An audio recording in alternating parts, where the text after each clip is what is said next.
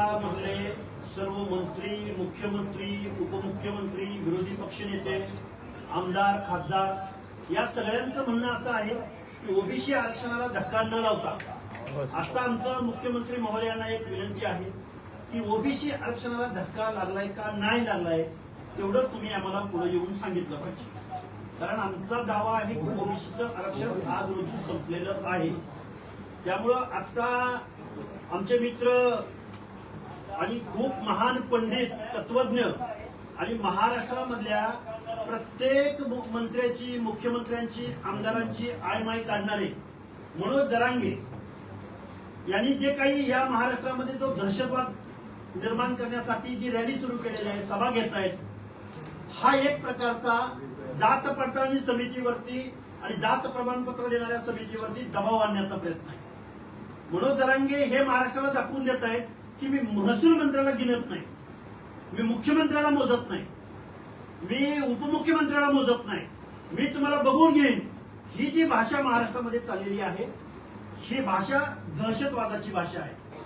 कारण या महाराष्ट्रामध्ये आता ओबीसी समाविष्ट झालेला आहे. मी महाराष्ट्राच्या मुख्यमंत्र्यांना हात जोडून विनंती करतोय, या सगळ्याबरोबरच आमच्या ओबीसीच्या नेत्यांना, ओबीसी सब कमिटीला, मंत्रिमंडळातल्या 8 ते 9 ओबीसीच्या मंत्र्यांना माझं सांगणं आहे, आम्ही म्हणतोय ओबीसीचं आरक्षण संपलंय आणि तुम्ही कोणीही काहीही बोलायला तयार नाही. ओबीसी जनता संभ्रमित आहे, घाबरलेली आहे. त्याचं कारण असं आहे की आताच्या ज्या काही निवडणुका झाल्या त्या निवडणुकामध्ये ओबीसीच्या जागेवरती शासनकर्ते जमात असलेले मराठे निवडून आले का नाही आणि मग मूळ ओबीसी कुठं गेला याचं उत्तर मुख्यमंत्री महोदयांनी दिलं पाहिजे. मनोज जरांगेंची मागणी तुम्ही पूर्ण करताय. ही मागणी पूर्ण झाल्यानंतर साताऱ्याचं जिल्हा परिषद अध्यक्षपद असो, शिंदे आहेत त्या आमदारांच्या पत्नी, कोल्हापूरचं महापौर पद असो, पुण्यातली नगरसेवकांची पदं असो, उरळी कांचनच्या सर्वच्या सर्व जागा, ओबीसीच्या जागा या मराठा कुणबींनी घेतलेल्या आहेत. छत्रपती संभाजीनगरमध्ये तेच झालंय. बऱ्याच ठिकाणी महाराष्ट्रामध्ये ओबीसीच्या जागा गेलेल्या आहेत. आता ओबीसी बरोबर मराठा कुणबी असं दिसणार आहे. आता ओबीसीच्या पुढं माळी, साळी, कोळी, तेली, हटकर, धनगर, संगर, वंजारी, लोणारी, परीट, गुरव, भडशी, नाभिक, सुतार, लोहार, कुंभार, बेरड, बेडर, रामोशी, कुडमुळ्या, जोशी, भटके विमुक्त मधल्या जाती यामधला कोणीही माणूस आता ओबीसीच्या रकान्यामध्ये दिसणार नाही. हा पुरोगामी महाराष्ट्र म्हटलं जातं. आमचा हा आक्रोश आहे. आता ओबीसीच्या लोकांना कळायला लागलेला आहे. ओबीसीची माणसं, मुख्यमंत्री महोदय तुम्ही म्हणता ओबीसी आमचा डीएनए आहे, तर मग ओबीसीचं आरक्षण संपलंय का राहिलंय? 4 प्रमाणपत्र रद्द झाली तर मनोज जरांगे थै थै थै थै थै नाचायला लागला. मला मुख्यमंत्री महोदय सांगा की तुमची आयमाय काढली जाते. अहो आम्हाला वाईट वाटतं. हो 14 करोड जनतेचे मुख्यमंत्री तुम्ही आहात. तुमचा पक्ष कुठला आहे, पार्टी कुठली आहे, तुमची विचारधारा कुठली आहे हे आपण 2 मिनिटं बाजूला ठेवू. महाराष्ट्राचे महसूल मंत्री बावनकुळे साहेबांचा रंग काढला गेला, त्यांची शारीरिक ठेवण काढली गेली, त्यांच्या आईचा उद्धार झाला. दुसऱ्या बाजूला भाजपचे कार्यकर्ते बोलायला तयार नाही. तो प्रसाद लाड म्हणतो लक्ष्मण हाकेला ठोकून काढतो. या महाराष्ट्रामध्ये चंद्रशेखर बावनकुळेंची आईमाई काढली जात असताना, वर्णविद्वेष, रंगावर्ण बोललं जात असताना महाराष्ट्रातले पुरोगामी गेले कुठं? कुठल्या बेळात लपून बसलेत? अहो पक्ष पार्टी नंतर इथं जातीवरनं बोललं जातंय, रंगावरनं बोललं जातंय, दिसण्यावरनं बोललं जातंय. हा वर्णविद्वेष नाही का? मनोज जरांगे मुख्यमंत्र्यांची आईमाई काढली जाते. एकनाथरावजी शिंदेंना पण तसंच बोललेले आहेत. आम्ही म्हणत नाही फक्त ओबीसी. या मनोज जरांगेंनी पहिल्यांदा काय केलं? माननीय छगनरावजी भुजबळांवरती ते बोलत राहिले. नंतर कुणावर बोलत राहिले तर मुख्यमंत्री देवेंद्र फडणवीस साहेबांवर बोलत राहिले. नंतर कुणावर बोलत राहिले तर परळीच्या मुंडे बंधू भगिनीवर बोलत राहिले. नंतर कुणावर बोलत राहिले? अरे आज चंद्रशेखर बावनकुळेवर बोलतायत. म्हणजे ओबीसी मधल्या नेत्याला पहिल्यांदा टार्गेट करायचं, पुन्हा त्याची जात शोधायची, पुन्हा त्याचं वर्णन शोधायचं. कुणाला चष्म्यावरनं बोलतोय, कुणाला रंगावरनं बोलतोय, कुणाला कशावरनं बोलतोय. नक्की काय चाललंय? महाराष्ट्रामध्ये अत्रेंची भाषा बघितली, महाराष्ट्राने ठाकरेंची भाषा बघितली, पण मनोज जरांगे नावाच्या एका फळकूट माणसानं या महाराष्ट्रामध्ये जाती द्वेषाची भाषा पुढे आणलेली. आम्हाला खूप वाईट वाटतं या गोष्टीचं. पण आज रोजी ओबीसीचं महाराष्ट्रातलं आरक्षण संपलंय हा आमचा पूर्णपणे दावा आहे. मुख्यमंत्री महोदय आणि त्या मनोज जरांगेला भेटायला जाणारे विखे पाटील, परत आपले सामंत साहेब शिवसेनेचे, आता तुम्ही किती वेळा जाता त्या जरांगेला भेटायला? काल परवा जरांगे बोलला की मला शिरसाट साहेबांचे 250 कॉल आले. त्याला म्हणजे मनोज जरांगेच्या मताला 5 अधिकार आहेत आणि ओबीसीच्या मताला 1 अधिकार आहे. म्हणजे तुम्हाला ओबीसीच्या मताची काळजी नाही वाटत? मुख्यमंत्री महोदय, 2 उपमुख्यमंत्री, विरोधी पक्ष नेते, तुम्हाला ओबीसीच्या मताची फिकीर नाही? तुम्हाला राजकारण करायचंय ना? तुमचा पक्ष अडचणीत येईल असं वाटतं ना? अरे सगळे धोशेती खाली वावरतात, एकही माणूस बोलायला तयार नाही, ओबीसीचे नेते बोलायला तयार नाहीत. नक्की चाललंय काय या महाराष्ट्रामध्ये? ओबीसी बांधवांची रिॲक्शन ही प्रचंड आहे. मी आज सोलापूरमध्ये आलोय. कुठून माणसं आलेत, कशी आलेत, ही सगळी नगरपालिका मधली माणसं आहेत. वेगवेगळ्या जिल्हा परिषदामध्ये सोलापूरचा जिल्हा परिषद अध्यक्ष केदार म्हणून आहे, त्यांनी ओबीसीच्या जागेवर आता जागा ती खाऊन टाकलेली. इथून पुढच्या कालावधीमध्ये गावगाड्यातला ओबीसी, भटके विमुक्त जाती जमाती या नगरसेवक दिसणार नाहीत, महापौर दिसणार नाहीत, जिल्हा परिषद अध्यक्ष दिसणार. हे मी राजकारणावर बोलतोय. काल शिक्षकांची नोकर भरती निघाली.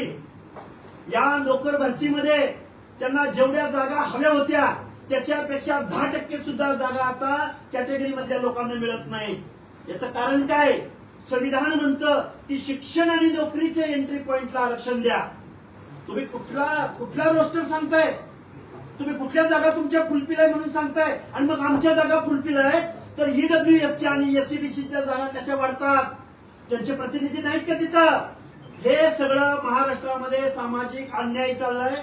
ओबीसीचं आरक्षण संपलंय आणि बोलता बोलता माझ्या आंबेडकरी जनतेला आणि दलित चळवळीमधल्या सर्व पक्षांच्या गटप्रमुखांना माझं सांगणं आहे, आज रोजी ओबीसीचं आरक्षण संपलंय, तुम्ही पुढे आलं पाहिजे.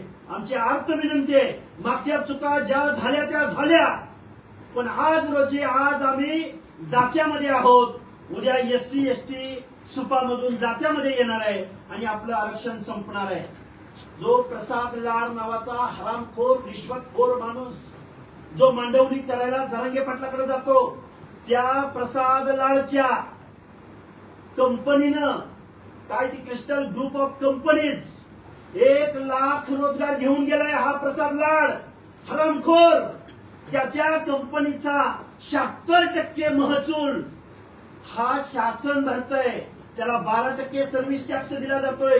1 लाख नोकऱ्या शासनाच्या समाज कल्याण विभागापासून ग्राम विभागापासून ते शिक्षण विभागापर्यंत महाराष्ट्राची सगळ्या नोकऱ्या. आम्ही म्हणतोय यार, आमचे डॉक्टर झाले, आमचे इंजिनियर झाले, आमची पोरं अभ्यास करतायत, आपण तुम्हाला नोकऱ्या कुठे मिळणार, कधी मिळणार? कारण प्रसाद लाडच्या क्रिस्टल ग्रुप ऑफ कंपनीजनं 1 लाख रोजगार पळवलेत. तिथं आरक्षण पाळलं जातं का? मुख्यमंत्री महोदय, माननीय बाळासाहेबजी आंबेडकर, वेगवेगळ्या दलित संघटनांना माझी विनंती आहे, तुम्ही आरक्षणाच्या उपवर्गीकरणावरून या महाराष्ट्रामध्ये 2 समाजामध्ये भांडणं लागलेत. अरे पण तुमच्या नोकऱ्या या प्रसाद लाड हरामखोर माणसाच्या कंपनीने सगळ्या नोकऱ्या लाटलेत. कशासाठी तुम्ही आरक्षणासाठी भांडताय? काय चाललंय नक्की महाराष्ट्रामध्ये? आणि हा प्रसाद लाड म्हणतो हाकेला ठोकून काढतो, तू मुख्यमंत्र्यावर बोलून दाखव, तुला ठोकून काढतो. आणि मग हा मनोज जरांगे आय माईक काढत असताना तू काय करतोयस नक्की? म्हणजे आम्ही ओबीसीच्या माणसानी, दीनदलिताच्या माणसानी जर काही बोललं तर तू ठोकायची भाषा करतो. आणि हा मनोज जरांगे रात्रंदिवस चंद्रशेखर बावनकुळेंची आय माई काढतोय, मुख्यमंत्र्यांची आय माई काढतोय, आमच्या मुंडे बंधू भगिनींना वाईट भाषेत बोलतोय, छगनरावजी भुजबळांना वाईट भाषेत बोलतोय. तू काय करतोय नक्की? या महाराष्ट्रातलं आम्हाला कधी नव्हे ते सगळे आमदार जरांगेला घाबरतात. नक्की काय चाललंय? अरे हे जरांगे नावाचं लूट भरलेलं कुत्र आहे. आता आम्हाला सुद्धा ग्रामीण भाषेत बोलावं लागेल. आणि या लूट भरलेल्या कुत्र्याच्या डोक्यावरती राज मुकुट बसवला, एकनाथराव शिंदे तुम्ही बसवला. आणि ते लूट भरलेलं कुत्र आता कुणाला पण चावा घेत सुटलंय. आजपर्यंत आम्हाला वाटायचं अरे याच्या डोक्यात काहीतरी परिणाम असेल, भुजबळ साहेबांना चावतोय, भुजबळ साहेबांकडेच पळतोय. पण ते मुंडे बंधू भगिनीकडे गेलं, पुन्हा तिकडून कुणीकडे गेलं, माननीय मुख्यमंत्री महोदयांकडे गेलं, पुन्हा कुणीकडे गेलं, आता एकनाथरावांकडे गेलं, आणि आज कुणाकडे बोलतोय तर बावनकुळे साहेबांकडे बोलतोय. नक्की काय चाललंय या महाराष्ट्रामध्ये? खूप काही बोलता येण्यासारखं आहे. पत्रकार बांधवांना तुम्ही प्रश्न विचारा, आम्ही उत्तर देऊ. तर तुम्ही असं म्हणाल की प्रसाद लाडेच्या कंपनीने 1 लाख रोजगार जवळपास पळवलेले आहेत. तर नक्की कशा पद्धतीनं ते नोकऱ्या पळवलेल्या आहेत त्या संदर्भात काय सांगाल? हे बघा, महाराष्ट्रामध्ये एकदा प्रसाद लाड असं बोलले की लक्ष्मण हाकेंनी प्रसाद लाड गुगलवर जाऊन सर्च करावा. अरे मित्र, एक आंदोलक मेंढपाळाचा पोरगा, मग मी त्याला सर्च केला तर त्याच्या ग्रुप ऑफ कंपनीच्या 8-9 कंपन्यांची नावं आली. मी त्याच्या पुढे जाऊन थोडा सर्च केला, वेगवेगळ्या अधिकाऱ्यांकडून माहिती घेतली, तर महाराष्ट्रामधल्या सरकारमधल्या 1 लाख नोकऱ्या, मी बोलत नाही, हे प्रसाद लाड बोललेत. मला काय वाटलं, प्रसाद लाडनी 1 लाख नोकऱ्या दिल्यात म्हणजे अमेरिकेमधून, ब्रिटनमधून, जर्मनीमधून एखादं काही कॉन्ट्रॅक्ट आणलंय का त्याच्या आयटी कंपनीला, किंवा एखादं काही प्रोडक्शन आहे का, एखादं क्लस्टर आहे का. आम्ही ज्यावेळी बघितलं त्यावेळी महाराष्ट्रातल्या वेगवेगळ्या विभागाच्या, समाज कल्याण विभागापासून ते ग्रामविकास वेगवेगळ्या विभागापर्यंत, अरे हा या प्रसाद लाडची कंपनी मेसमध्ये भाजीपाला पुरवण्यापासून ते वेगवेगळ्या सुरक्षा रक्षकापर्यंत. आणि आम्ही म्हणतोय आम्हाला एसटीला आरक्षण भेटल, आम्ही म्हणतोय आम्हाला एसटीला आरक्षण भेटल, आम्ही म्हणतोय आमच्या तलाट्याच्या नोकऱ्या का लागत नाहीत, आम्ही म्हणतोय या म्हणजे ग्रामपंचायतीमध्ये तो जो मदतनीस असतो, डाटा ऑपरेटर, अरे नोकर भरतीच होत नाही. नोकर भरती न होण्याचं कारण प्रसाद लाडची कंपनी. अजून एक कोणतरी गायकवाड आहे, तो बीव्हीजी वाला नाही बोलत, दुसरा एक गायकवाड आहे अजून. बीव्हीजी वाला त्याच्या स्किलवरती काय करतो अजून मी काय त्याचं समर्थन नाही करत, त्याचाही आम्ही अभ्यास करू. या महाराष्ट्रातले बेरोजगार का झाले त्याचं कारण या प्रसाद लाडची, या हरामखोराची कंपनी आहे. याची आम्ही डिटेल माहिती काढू. दिपके साहेब, मी दिपके साहेब बोलतोय, या महाराष्ट्रामधल्या नोकऱ्या गायब झाल्या कुठं? काल परवा दिवशी एका टेंडरवरनं वादळ झालं. फुंडकर साहेबांनी 5 अधिकाऱ्यांना घरी बसवलं, फुंडकर मंत्री. त्याचं कारण असं निघालं की 5-25 कोटीचं टेंडर, म्हणजे सुरक्षा रक्षक जे आहेत त्यांना जी दवापाणी करायची आहे त्याचं 5-10 कोटीचं टेंडर 250 कोटी रुपयावरती नेलं. म्हणजे हा जो प्रसाद लाड नावाचा भामटा, हरामखोर, रिश्वतखोर, महाराष्ट्राच्या तरुणांच्या, बेरोजगारांच्या मानगुटीवर बसून जो ड्रॉक्युला बनून त्यांचं रक्त पितोय, आमचं आरक्षण घालवतोय, कुठे आहे कुठे त्याच्या कंपनीमध्ये एसटीला किती जागा दिल्यात सांगेल का उद्या? एसटीला जागा किती दिल्या सांगेल का उद्या? आमच्या ओबीसी विजयंतीच्या किती पोरांना दिल्या सांगेल का? माझ्या माता भगिनींना जो कामगार कायद्यानुसार जे काही प्रोव्हिडंट फंडापासून त्या अनेक गोष्टी आहेत. मुख्यमंत्री महोदयांना सांगणं आहे, या प्रसाद लाडच्या कंपनीला कशी काय टेंडर मिळतात? महाराष्ट्रात दुसऱ्या कुठल्या कंपन्या आहेत की नाही? आता वाईट या गोष्टीचं वाटलं, हा हरामखोर माणूस जरांगेला जाऊन मांडवणी करायला जातोय. म्हणतोय मी मनोज दादा जरांगेच्या बाजूने बोलतोय. मनोज दादा जरांगेच्या मागं 5-50 हजार माणसं असतात. मग आमचा गावगाड्यातला एखादा लमान, आमचा गावगाड्यातला एखादा कुंभार, सुतार, लोहार, आमच्या गावगाड्यातला एखादा नाथपंथी, डवरी गोसावी 5-50 हजार माणसाची गर्दी नाही करू शकत. मग त्याचं आरक्षण तुम्ही काढून घेणार? हे न्यायाचं राज्य आहे का महाराष्ट्र? काय चाललंय नक्की महाराष्ट्रामध्ये? आमचा ओबीसी विजयंती, अरे मुख्यमंत्री महोदय, तुम्ही काल घरगणना झाली म्हणे महाराष्ट्रात, त्या तुमच्या रकान्यामध्ये ओबीसीची जात नाही जनगणना तर होणारच नाही. पण आमच्या भटक्यांची पाल आहेत, पाल जमिनीशी समांतर, त्या तुमच्या रकान्यामध्ये पाल, झोपडी, खोप याचा उल्लेख आहे का? आणि जर मग तुमच्या गणनेमध्ये पालाला स्थान नसेल तर मग पालामधली माणसं मोजली जाणार नाहीत, भटका मेंढपाळ मोजला जाणार नाही. गावगाड्यामधल्या हर एक माणसावर अन्याय तुम्ही करताय. आणि जरांगे जो बोंबलतोय, जरांगे जो अर्वाच्य भाषेत बोलतोय, गरजले जरांगे गरजले. आता तू पश्चिम महाराष्ट्रामध्ये आलाय जरांगे, जरा अभ्यास कर. पश्चिम महाराष्ट्रामधल्या तालुक्यामध्ये गेलास तर ओबीसी विजयंती जर एकवटला तर भल्या भल्या माणसांनी तुला कोण कोण आमदार भेटायला आले, आम्ही लिस्ट बनवली, त्यांचा बरोबर सगळ्यांचा करेक्ट कार्यक्रम होणार. उच्च न्यायालयाचे जे मुख्य न्यायमूर्ती आहेत रवींद्र भोगले यांच्या अध्यक्षतेखाली जे आहे मराठा समाजाला सरकारी नोकरी आणि शिक्षणात 10% आरक्षण मिळण्यासाठी गेल्या वर्षभरापासून सुनावणी सुरू आहे. आता त्यांची बदली झाली आहे कोलकाता उच्च न्यायालयामध्ये. मला आता पुढची भूमिका काय ते बघा. न्यायालयामधलं जे काय आहे, कुणाची बदली, कोण न्यायालय, हे काय आपल्या हातातली गोष्ट नाही. पण मुळात असं आहे की महाराष्ट्र शासन एका बाजूला 10% प्रयत्न करत आहे. नोकऱ्या होल्ड केल्या गेलेल्या आहेत 10% रिझर्वेशन संदर्भात. मला महाराष्ट्राच्या मुख्यमंत्री महोदयांना एक प्रश्न विचारायचा आहे. ईडब्ल्यूएस मध्ये पण हे जाऊ शकतात, एससीबीसी मध्ये पण हे जाऊ शकतात, ओबीसी मध्ये पण यांना येण्यासाठी. अरे तहसीलदार लोकांनी, तहसीलदार प्रशासनातल्या तहसीलदारांनी स्टेटस ठेवलंय की कुणबी दाखला काढण्यासाठी काय काय लागतं. म्हणजे शासन पुरस्कृत प्रोग्राम आहे दाखले वाटण्याचा. अरे आमच्या भटक्यामधल्या, ओबीसी मधल्या, बलुच तालुक्यामधल्या, एससी एसटी मधल्या, अल्पसंख्याक मधल्या एखाद्या माणसानं जर दाखला काढायला अर्ज दिला तर 6-6 महिने आम्हाला खेटे घालावे लागतात. आणि शासन म्हणतोय, शासन एक तहसीलदार आहे, त्या तहसीलदाराचा मी स्टेटस दाखवतो तुम्हाला. त्या तहसीलदारानंच ठेवलंय की ही कागदपत्र घेऊन या आणि दाखला घेऊन जावा. काय चाललंय नक्की? मुळात नोकऱ्या पर्याप्त प्रतिनिधित्व नसेल तरच रिझर्वेशन मिळतं. ही बेसिक लाईन आहे, बेसिक. राज्य मागासवर्ग आयोग अलाउ करत नाही मराठा समाजाला ओबीसी मध्ये. सुप्रीम कोर्टाचं जजमेंट मराठा समाजाला ओबीसी मध्ये अलाउ करत नाही. पण कुणब्याचा दाखला खाडाफोड करून दाखला, ते निर्गम बुक असतं त्याच्यामध्ये.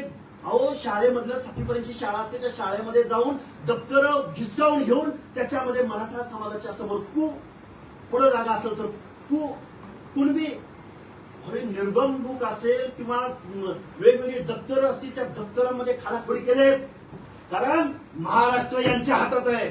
सरपंचापासून तहसीलदारांपासून ते वेगवेगळ्या पदापर्यंत यांची सगळी माणसं आहेत. आता ते सामंत साहेब म्हणताय आम्ही बघून घेऊ, असं होणार नाही. म्हणजे तुम्ही दबाव टाकताय. जात पडताळणीची जी काही कमिटी आहे तिला न्यायिक अधिकार आहेत, त्यांच्यावर दबाव टाकताय. म्हणजे आता जरांगेनं जी रॅली सुरू केली, जे काही इशारे देत आहेत, आरवाच्या भाषेत बोलतायत, तुम्ही शासनावर दबाव टाकताय. म्हणजे एक वेगळं काही या लोकशाहीमध्ये एक वेगळं काही सत्तास्थान निर्माण झालं की काय? आणि अशा पद्धतीचं होत असताना सत्ताधारी काही बोलत नाही आणि विरोधातही काही लोक बोलत नाहीत. आणि दुर्दैवाने खेदाने नमूद करतो की ओबीसीचे 9 मंत्रीही काही बोलत नाहीत. या 9 मंत्र्यांनी या ओबीसी बांधवांना येऊन पुढे सांगावं. वेगवेगळ्या समाजातले हे मंत्री आहेत, त्यांनी पुढे येऊन सांगावं हाके बोलतोय ते चुकीचं बोलतोय असं तरी सांगा एकदा. हाके साहेब, एक प्रश्न आहे. मागच्या आठवड्यात सोलापुरात मागासवर्गीय आयोग येऊन गेला. त्यांनी जात पडताळणी समितीचा हे घेतलाय, आढावा घेतलेला आहे. तर जवळपास 5,500 लागले वर्षभरातले. या वर्षभरात ओबीसीचे प्रलंबित आहेत.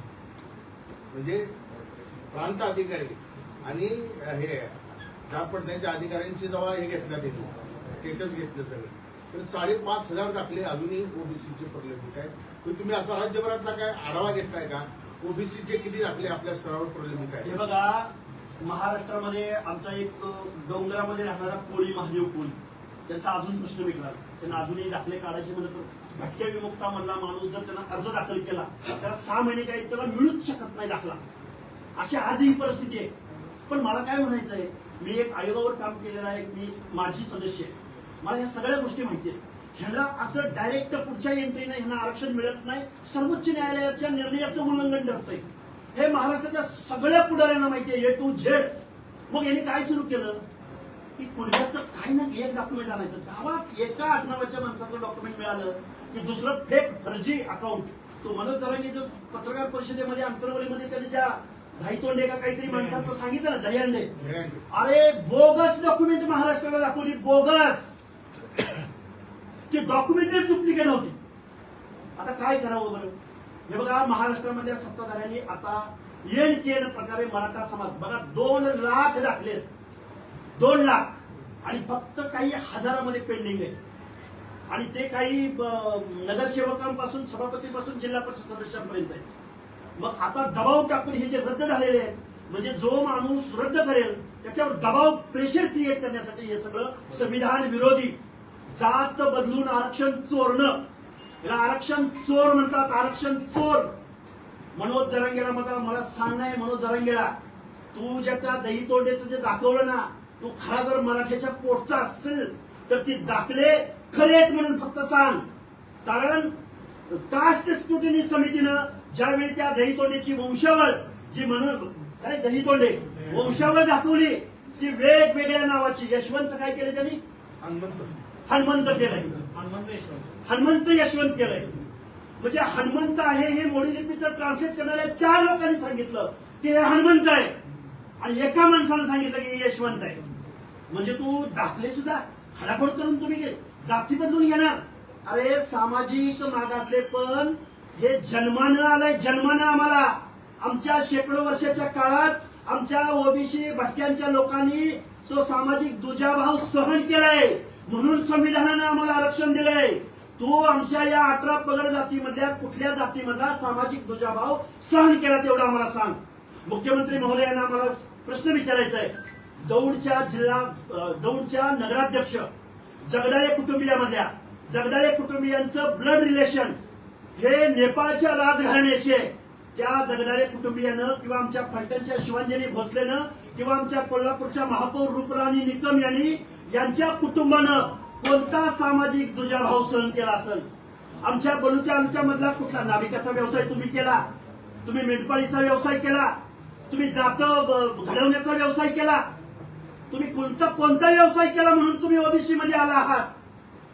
मुख्यमंत्री महोदय, ओबीसीची ही अख्खी कायनात तुम्ही एका चौथी नापास माणसाच्या सांगण्यावरनं आमचं अख्खं ओबीसीचं सामाजिक न्यायाचं जहाज समुद्राच्या बुडाला तुम्ही घेऊन गेलेले आहात. तुमचा खरा डीएनए जर ओबीसी असेल तर तुम्ही आम्हाला पुढे येऊन सांगचाल की ओबीसीचं आरक्षण आज संपलंय, राहिलंय, डुबलंय का बुडलंय? याचं उत्तर आम्हाला फक्त तुम्ही द्या. ओबीसी आरक्षण संपत आलं याच्यावर तुम्ही ठाम आहे? प्रश्नच नाही. मला सांगा, जर आमचा सुप्रीम कोर्टाच्या भाषेत शासनकर्ती जमात असलेला मराठा समाज जर ओबीसी मधून सर्टिफिकेट घेऊन उद्या निवडणुकांना उभा राहिला, उद्या शिक्षण आणि नोकरीच्या एंट्री पॉईंटला आला, तर त्याच्या स्पर्धेमध्ये आमचा हा तारुणारू गावगाड्यात एक एक एक एक घर असलेला वेगवेगळा विस्थापित असलेला समाज कशी स्पर्धा करू शकेल बरं? साताऱ्याचा जिल्हा परिषद अध्यक्ष जशा त्या शिंदे मॅडम झाल्या आमदारांच्या पत्नी, कसा आमच्यातला एखादा ओबीसी कोण निवडून गेलं नव्हतं तिथं ओबीसी माणूस? भाजपला दुसरा ओबीसी माणूस दिसला नाही? कसा त्यांच्या बरोबर कॉम्पिट इलेक्टिव्ह मेरिट? एक मंत्री मला बोलला, सर जर आम्ही तिथं तिकीट दिलं नसतो तर ते निवडून आलं नसतं. अरे आम्ही निवडून येऊ शकत नाही म्हणूनच आम्हाला आरक्षण दिले ना दादा. अरे इलेक्टिव्ह मेरिट ऑलरेडी त्यांच्याकडे आहे ना. मग इलेक्टिव्ह मेरिट, अरे आरक्षणाचं मूलभूत तत्व काय सांगतं? ज्यांचं प्रतिनिधित्व नाही, ऍडिक्वेट रिप्रेझेंटेशन नाही, त्या समूहाला पुढे घ्या.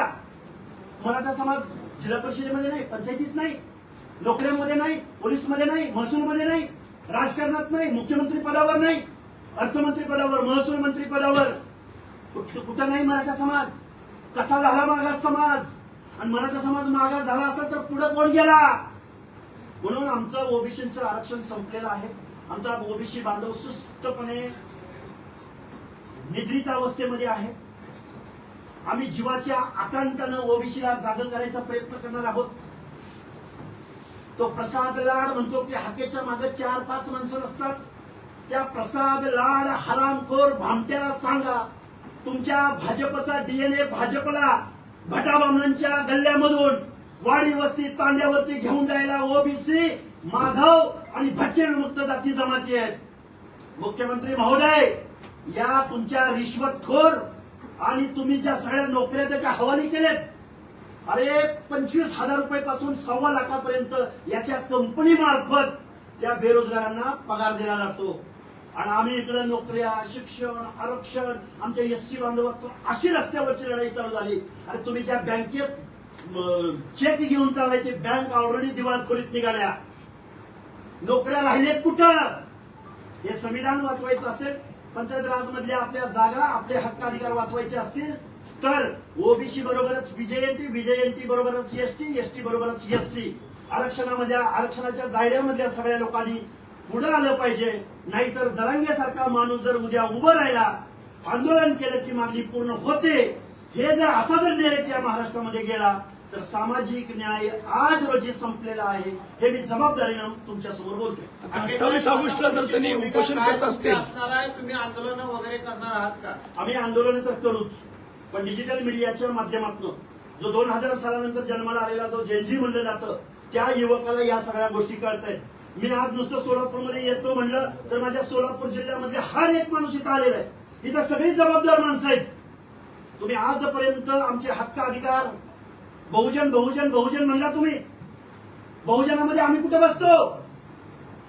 बहुजनामध्ये ओबीसीला काय स्थान आहे?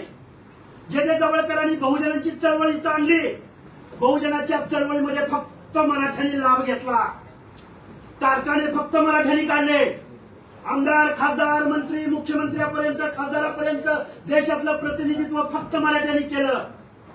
ब्राह्मणांची आम्हाला भीती घातली, असेल ही भीती, ब्राह्मणांची भीती घातली आणि आता महाराष्ट्र ओरबाडून खाण्याचं काम मराठ्यांनी केलं. आणि आता आमच्या ताटातही आमच्या अनातही माती कालवण्याचं काम फुले शाहू आंबेडकरांचं नाव घेऊन परत आमच्या अनात माती कालवण्याचं काम ही लोक करतायत. आता 29 ऑगस्टला मनोज जरांगे पाटील जे आंदोलन करणार आहेत.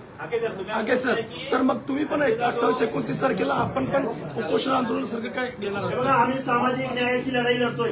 आम्ही कारखानदाराची पोरं नाही, आमच्या मागे एकनाथराव नाही, आमच्या मागे लाड नावाचा हरामखोर भामटा रिश्वतखोर नाही. आम्ही सर्वसामान्य कुटुंबामधली पोरं आहोत.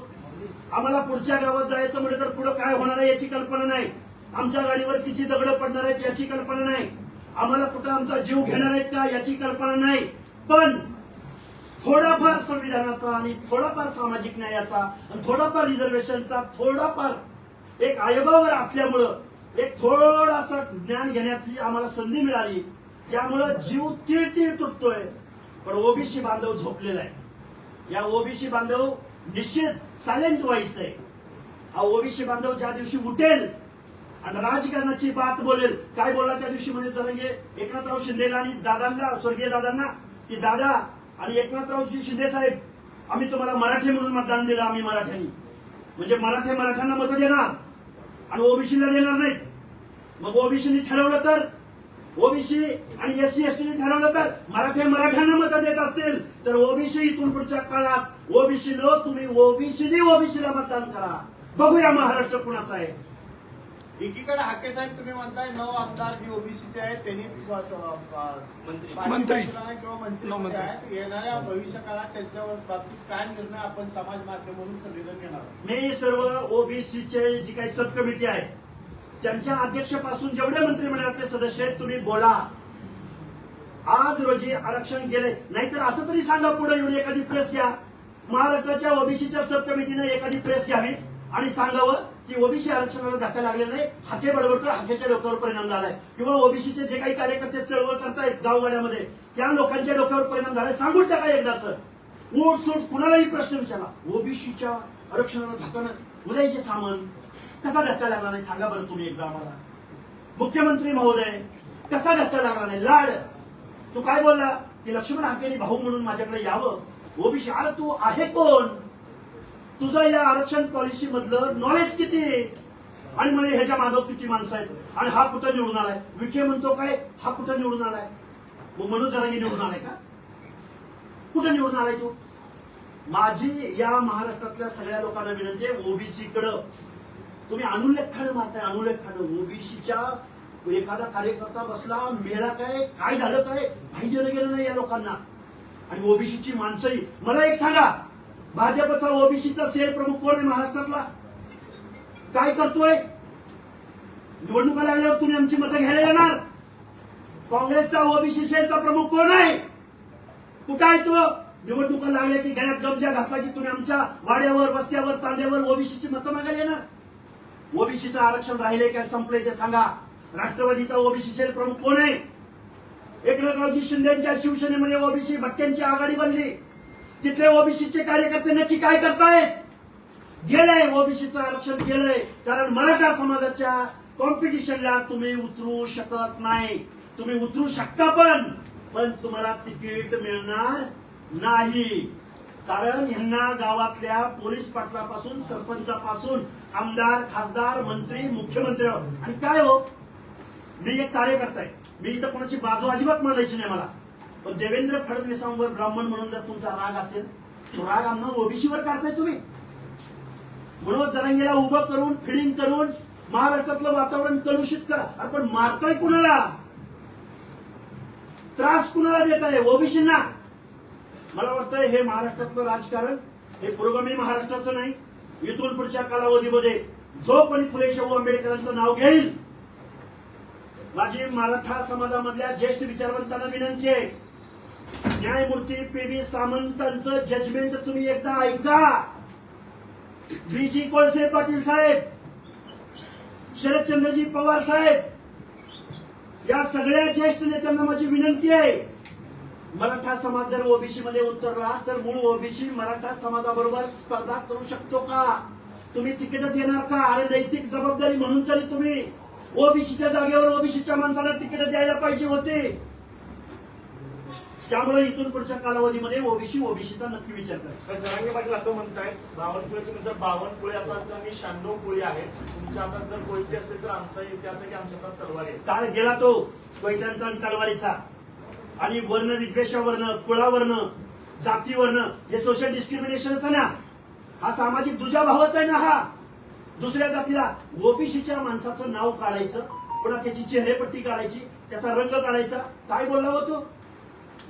आईच्या दुधावरनं बोलला. मुख्यमंत्र्यांची आई काढली या माणसानं.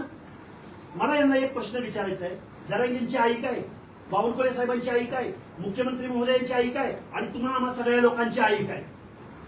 अरे मा जिजाऊचं नाव घेता एका बाजूला, छत्रपती शिवाजी महाराजांच्या प्रतिमेसमोर एका बाजूला बसता.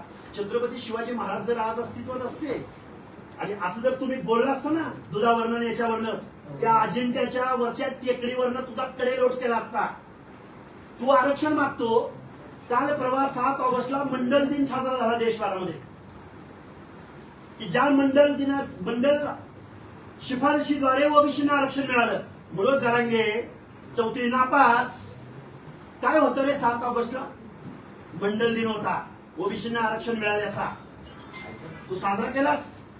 तुझ्या बॅनरवर विश्वनाथ प्रताप सिंग ज्यांनी मंडल आयोग शिफारशी स्वीकारल्या त्याचा फोटो तुझ्या बॅनरवर कधी आला? अरे जाऊ दे, विश्वनाथ प्रताप सिंग नाहीत, मंडल नाहीत, महात्मा फुले, राजर्षी शाहू महाराज, डॉक्टर बाबासाहेब आंबेडकरांचा तरी फोटो तुझ्या बॅनरवर कधी आहे का? हा ओबीसीच्या द्वेषानं पछाडलेला माणूस आहे. कधी भुजबळावर बोलणार, कधी मुंडेवर बोलणार, कधी जानकरांवर बोलणार, कधी पडळकरांवर बोलणार, कधी फडणवीसांवर बोलणार. या माणसाच्या डोक्यावर परिणाम झालाय. महाराष्ट्रातल्या 18 पगड जातींना एकत्रित घेऊन महाराष्ट्राचा गाडा जर सुरळीतपणे पुढे जायचा असेल तर मुख्यमंत्री महोदय तुम्ही या लूट भरलेल्या कुत्र्याला आवरा, नाहीतर या महाराष्ट्रामध्ये तो जिथं जिथं जाईल तिथं तिथं ओबीसीची रिॲक्शन येईल. सर, दहीहंडे जे आहेत त्यांच्या प्रकरणावरून जरांगे पाटील यांनी पश्चिम महाराष्ट्राच्या दौऱ्यात बावनकुळे यांना लक्ष केलं आहे. मात्र तिथल्या अधिकाऱ्यांनी सांगितलं आहे की बावनकुळे यांनी कारवाई करा असं सांगितलं होतं, दाखला रद्द करा असं सांगितलं नव्हतं, असं तिथल्या अधिकारी म्हणतात. जे जात पडताळणी समितीच्या अधिकारी आहेत ते म्हणतात. हे बघा, मग ते झालं ना, सांगितलं ना काल. म्हणजे हा मनोज जरांगे साप म्हणून किती भीड बडवतोय. मला तर असं वाटतंय हा शांत बसला होता. त्याच्या समोरचे कॅमेरे सगळे बाजूला गेले होते. दिल्लीमध्ये एक आंदोलन सुरू झालं होतं, ज्याला गड्याला दम निघत नव्हता. म्हणून प्रसाद लाडला बोलवलं. प्रसाद लाडनं जाऊन तिथं ज्या उंगल्या करायच्या त्या केल्या. मुख्यमंत्री महोदयांच्या आणि एकनाथराव शिंदे साहेबांच्या आणि महसूल मंत्र्यांच्या विरोधात बोलायला प्रसाद लाडनंच लावलंय जरांगेला. आम्हाला बोलावं लागेल या गोष्टी. का बोलत नाही? मुख्यमंत्र्यांची आईमाई करताना हा लाड हा जरांगेवर का बोलत नाही? काय झालं? नाही मी मागं बोललो होतो, आता का बोलत नाही? हे काहीतरी खूप मोठं ठरवून या महाराष्ट्रामधलं ओबीसीचं प्रतिनिधित्व, ओबीसीचं आरक्षण संपवण्याचं षडयंत्र या महाराष्ट्रामधल्या सत्ताधाऱ्यांकडून राबवलं जातं.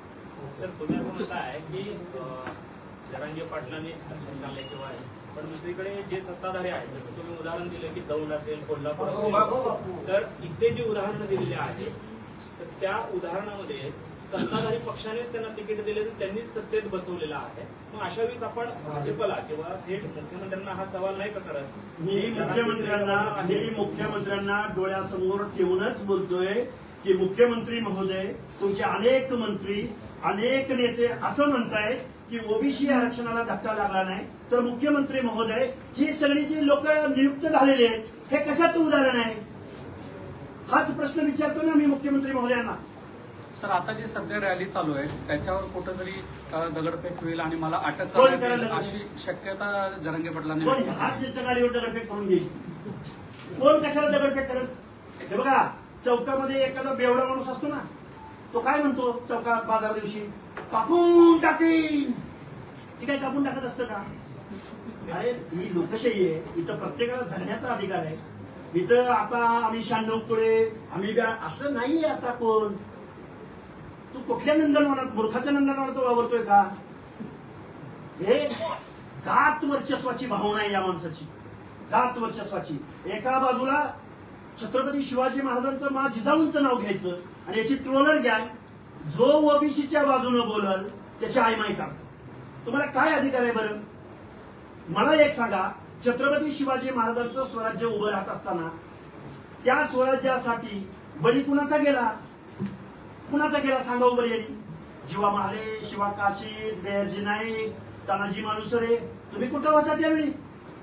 आम्ही 18 पगड जातीने, बलुत्यानी, आलुत्यानी, भटक्या विमुक्त जातीने, त्या चित्रकथीपासून, धनोजी धनगरापासून, मेंढपाळांपासून हर एक माणसानं छत्रपती शिवाजी महाराजांच्या स्वराज्यासाठी कुर्बानी दिली. आणि तलवारीची भाषा तू बोलला सोलापूर जिल्ह्यात, तलवारीची भाषा बोलतोय कुणाच्या विरुद्ध? आणि मुख्यमंत्र्यांची आयमाई काढली जात असताना या जरांगेच्या जागी जर एखादा मुस्लिम असता, एखादा दीनदलित बांधव असता, तर या भाजपच्या या सगळ्या सत्ताधाऱ्यांनी, लाभार्थी टोळी, मलिदा गँगवाली टोळी, या लोकांनी काय केलं असतं बरं महाराष्ट्रामध्ये? मला वाटतंय महाराष्ट्रामध्ये दहशतवाद सुरू आहे. आम्ही पहिल्या बिहारमध्ये, उत्तर प्रदेशमध्ये काय मजदूर सेना, दलित सेना, कुठल्या कुठल्या सेना, त्यांची भांडणं ऐकायचो. आणि महाराष्ट्र पुरोगामी म्हणून आम्ही छत्रपती शिवाजी महाराजांच्या स्वाभिमानानं आम्ही बोलायचो. आज काय चाललंय महाराष्ट्रामध्ये? तू 52 पुळे तर मी 96 पुळे. काय चाललंय? कशाचं देतं काय हे? वोटावरनं बोल, रंगावरनं बोल, आईवरनं बोल. कुठली संस्कृती आहे? जरांगे पाटलांच्या भाषेवरनं बोलताय, सदावर्तेंच्या भाषेबद्दल आपलं काय म्हणणं आहे? कोणी असो, सदावर्ती असो किंवा कोणी असो, महाराष्ट्राच्या राजकारणाचा पोत ऍक्शनला रिॲक्शन येत असेल. उद्या अजून कोण शिव्या देणारी माणसं पुढे आली, सुरुवात कुठून झाली या पण गोष्टीचं, याचं पण आपण परिशीलन. आम्ही शिव्या देऊ शकत नाही असं म्हणायचंय का तुम्हाला? आमच्या दिवसाची सुरुवात शिव्याने होते, दिवसाची सुरुवात शिव्याने होते.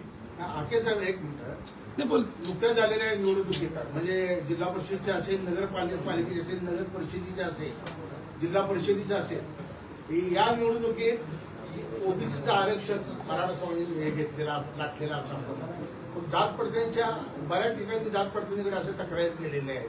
आपण आकडेवारी काढली का राज्यभरातली? ऐका, आकडेवारी 2 लाख प्रमाणपत्र वाटलेत. ओबीसी बांधवांनो, हात जोडून विनंती आहे तुम्हाला. काल परवाच पेपरला जाहीर झालंय, वेगवेगळ्या तुमच्या सगळ्या इलेक्ट्रॉनिक मीडियावरून आकडेवारी जाहीर झाली. आणि कुठेतरी 200, 250, 276, 71 काहीतरी होल्ड आहे.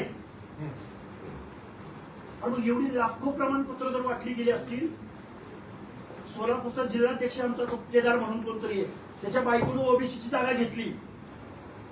कुठे राहिले ओबीसीचं आरक्षण? त्या सांगली जिल्ह्यामध्ये दिगंजीमध्ये एक तानाजी पाटील नावाचा एक सावकार आहे, त्याच्या पोरानं ओबीसीच्या जागेवर उभं राहून ओबीसीची जागा पहिली दिगंजी गटातून घेतली आणि पुन्हा सांगली जिल्ह्याचा सभापती पण झाला. किती उदाहरणं सांगायची तुम्हाला? कसं राहिले सांगा बरं? प्रतिनिधित्व एकाच माणसाला मिळतं. प्रत्येकाच्या घरात जिल्हा परिषद सदस्य, प्रत्येकाच्या घरात कलेक्टर नाही होणार, पण प्रतिनिधित्वच आमचं संपवून टाकलंय. मग कसं उरलंय आरक्षण ओबीसीचं? आता ओबीसीच्या बरोबर फक्त कुणबी येणार का? आणि तिकीटं वाटली जात असताना फक्त कुणब्यांना वाटली, कुणबी मराठ्यांना वाटली जाणार का?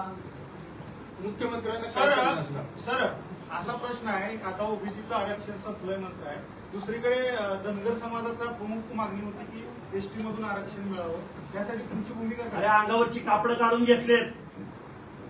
आता आमची पोरं कुठेतरी एमपीएससीला, कुठेतरी शिक्षणात, नोकरी, विजयंती मधून NT3 मधूनच घेतात ना. 27% 3.5% क्वांटम धनगर समाजाचा आहे.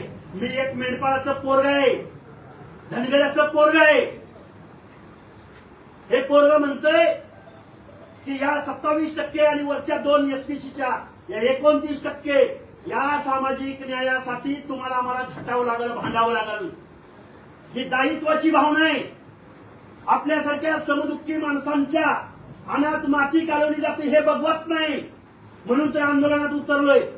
एसटीचा आम्हाला सूट मिळणार आहे, पण अंगावरची कपडे काढून घेतल्यावर सूट आपल्याला मिळत काय, मिळून फायदा त्याचा? त्यामुळे आज रोजी आपल्या ताटातलं आरक्षण वाचवणं हे गरजेचं आहे. आता इथं उभे राहिलेले सगळे बांधव कोण आहेत, किती संख्या आहे बघा. त्यामुळं आज रोजी लढाई, ही लढाई फक्त ओबीसीची नाही, ही लढाई फक्त विजयंतीची नाही. ही लढाई एससी बांधवांची आहे, ही लढाई एसटी बांधवांची आहे. आरक्षणाच्या दायऱ्यामधल्या सगळ्या लोकांची ही लढाई आहे. आके साहेब, देवेंद्र फडणवीसांनी त्यावेळेस शब्द दिला होता की ज्यावेळेस 2014 मध्ये आमची सरकार येईल पहिल्या कॅबिनेटमध्ये धनगर समाजाला एसटीचं आरक्षण. तर काय सांगाल ते आजपर्यंत एसटीचं नाहीच मिळालं ना. मग काय सांगाल देवेंद्र काय सांगू आता त्यांच्याबद्दल? नाहीच मिळालं म्हणून ना. मी काही प्रवक्ता आहे त्यांचा, त्यांच्याबद्दल त्यांनी काय असं केलं नाही दिलं नाही, दिलं दिलं नाही तुम्ही चालूच आहे ना लढाई. लढतायतच ना आमचे कार्यकर्ते. कोण लढत नाही? चालूच आहेत मागण्या सगळ्या. आमचं म्हणणं काय आहे की जे ऑलरेडी दिलंय हे झोपडं आहे आम्हाला काहीतरी. म्हणजे बाबा हे तुला हे झोपडं, तुला हे झोपडं, तुला एनटी बचं झोपडं, तुला एनटी कचं झोपडं, तुला ओबीसीचं झोपडं, तुला एससीचं झोपडं. हे झोपडं पण काढून घेणार तुम्ही. एससी मध्ये उपवर्गीकरण करण्याचा सरकारचा डाव आहे. त्यानिमित्तानं 2 समाज आमने सामने आलेला आहे आणि ते दोन्ही समाज मोर्चा काढतायत. त्यांचा प्रश्न देखील तो काय आरक्षणाचा. एससी मध्ये जाती किती आहेत? 59. संख्या कोणाची किती आहे सांगता? किती रकाने करायचे, किती तुकडे करायचे, कुणाला कुठल्या घरात घालायचे, काय डाटा आहे शासनाकडे? बरोबर आहे का चूक आहे? 59 जाती आहेत. 59 जातींचे तुम्ही किती रकाने करणार आणि कुणाला कुठल्या रकान्यात घालणार? 1 नंबर रकान्याला कुणाला टाकणार? काय आहे शासनाकडे माहिती?